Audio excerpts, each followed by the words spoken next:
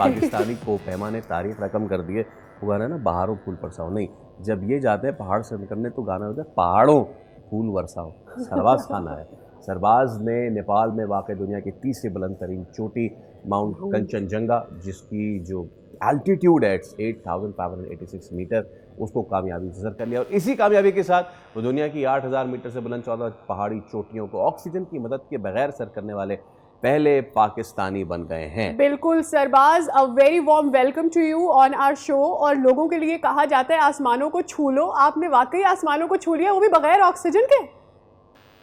अल्हम्दुलिल्लाह अल्हम्दुलिल्लाह। अस्सलाम वालेकुम। मैं जंगा को सर करने के बाद मेरा जो दिली ख्वाहिश थी, जो मैंने मिशन समिट 14 अनाउंस किया था 2017 पर्वत के बाद विदाउट ऑक्सीजन, तो अल्हम्दुलिल्लाह 8 साल बाद वो मेरा जो ख्वाब था, जो मेरा जिंदगी का सबसे बड़ा ख्वाब था, वो आखिर तक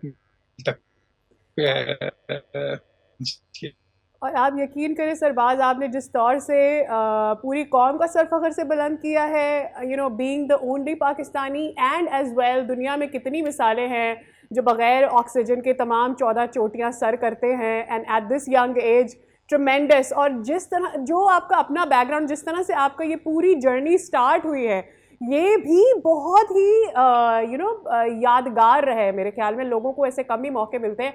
अब आप जब खड़े होते हैं दुनिया की बुलंद तरीन चोटी माउंट एवरेस्ट से, जब नीचे देखते हैं एक असिस्टेंट कुक का सफ़र फ्रॉम पोर्टर टू दिस, कैसा लगता है?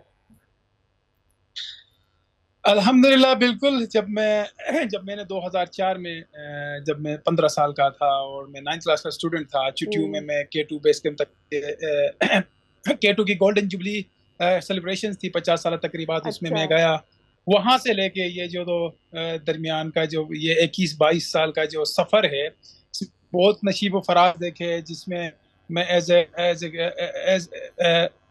किचन स्टाफ, यानी एज ए किचन गुरु 6-7 साल काम किया, गाइड 1-2 साल काम किया।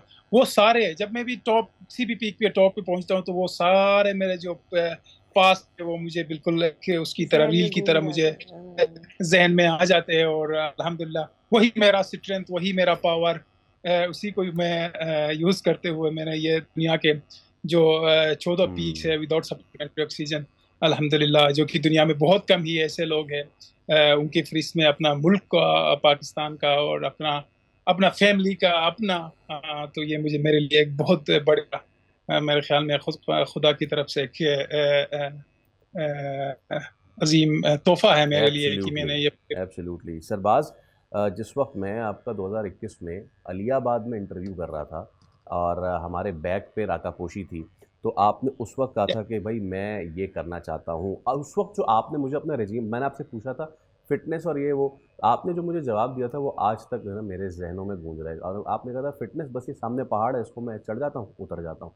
ज़रा लोगों को बताइए कि एक माउंटेनर जो है वो एक को पैमाई की तैयारी कैसे करता है? Is it just the running, या फिर किस तरीके से तमाम पर आप प्लानिंग करते हैं?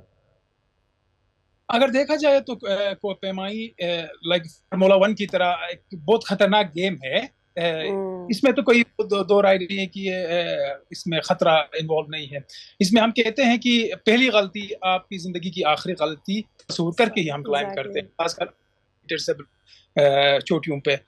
तो इसके लिए हमें एक तो मेरे लिए प्लस पॉइंट ये है कि मेरा ताल्लुक, आपने कहा कि हुंजालियाबाद से, और मेरा सराउंडिंग आप देखते हैं तो 6-7 ऐसे पीक्स है जो दुनिया में माने जाते हैं, कपोशी और लेडी फिंगर, उल्तर 1, उल्तर 2, दीरान।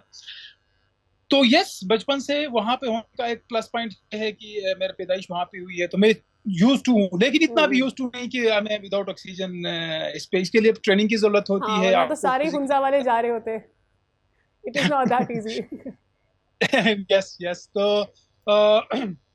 अल्हम्दुलिल्लाह खुदा की तरफ से भी, ऊपर वाले की तरफ से भी है कि आप नेचुरली भी आप बने होते हैं 20-25%, लेकिन आपको अपना आप को ट्रेन रखना, हर रोज एक्सरसाइज करना।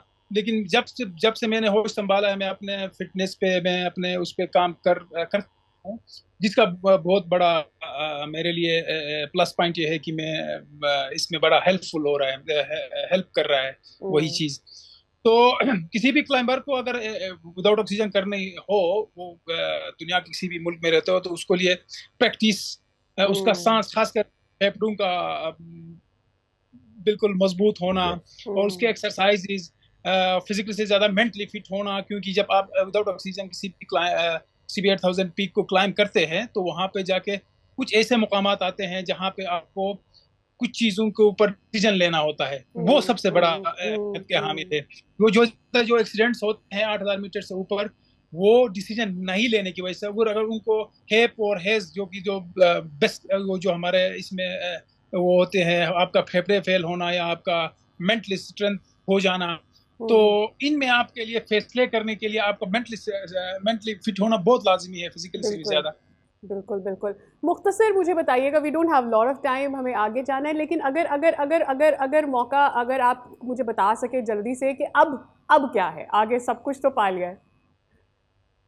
नहीं, अल्हम्दुलिल्लाह अभी तो बहुत काम है। अच्छा। अभी तो मेरे कह सकते हैं कि मेरे कंधों के ऊपर बहुत बड़ा बोझ ये है कि मैं किस तरह अपने क्लाइंबिंग कम्युनिटी को जो मेरे साथ कर रहे हैं, जो मैंने देखा है 21 साल, उनकी महरूमियों को देखा है बेचारों का, वो उनके पास ट्रेनिंग नहीं है, उनके पास बहुत ज्यादा पावर, मुझसे भी ज्यादा उनको अपॉर्चुनिटीज नहीं मिले, जिसकी वजह से वो लोग बिल्कुल, और बेहतरीन अपॉर्चुनिटी नहीं मिलती, और फिर उन अपॉर्चुनिटीज़ को कैसे हासिल करके मल्टीप्लाई करना, ये भी नहीं होता। बहुत बहुत शुक्रिया सरबाज, आपने वक्त दिया। It was a pleasure on the show.